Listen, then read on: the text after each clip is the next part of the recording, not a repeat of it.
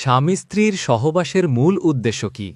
বংশবৃদ্ধি, প্রশান্তি ও হালাল সম্পর্ক। সহবাসের সময় স্ত্রীর সম্মতি কতটা গুরুত্বপূর্ণ? অত্যন্ত গুরুত্বপূর্ণ। স্বামী স্ত্রীর সহবাসকে ইসলামে কি হিসেবে দেখা হয়? ইবাদতের মাধ্যম। স্বামীকে তুই বলে সম্বোধন করলে স্ত্রীর কি হয়? স্ত্রীর গুনাহ হয়। স্বামীর প্রতি সম্মান না দেখালে স্ত্রীর কি ক্ষতি হয়? এতে দাম্পত্য বরকত নষ্ট হয় এবং গুনাহ হয়। স্বামীর সঙ্গে খারাপ ভাষায় কথা বললে স্ত্রীর কি পরিণতি হয়? এতে আল্লাহ অসন্তুষ্ট হন এবং গুনাহ হয়। স্বামীকে তুচ্ছ করে কথা বললে ইসলাম কি বলে? ইসলামে এটি নিষিদ্ধ আচরণ, এতে গুনাহ হয়। টয়লেটে গিয়ে মাথায় কাপড় না দিলে কি হয়? শয়তানের কুনজর পড়ে এবং স্মৃতিশক্তি কমে যায়। 40 দিনের বেশি নখ বা অবাঞ্ছিত লোম না কাটলে কি হয়?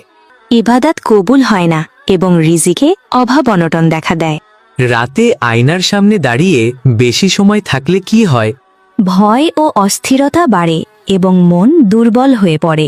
স্ত্রীর সাথে রাগ করে কতদিন কথা না বলা বৈধ? সর্বোচ্চ 3 দিন। স্বামী স্ত্রীর ঝগড়ায় শয়তানের উদ্দেশ্য কি? সম্পর্ক ভেঙে দেওয়া। ইসলামে স্বামী স্ত্রী কতদিন দূরে থাকা যায়? 4 মাস থেকে 6 মাস পর্যন্ত দূরে থাকতে পারে, তবে এটি স্ত্রীর সম্মতি ও পরিস্থিতির উপর নির্ভরশীল।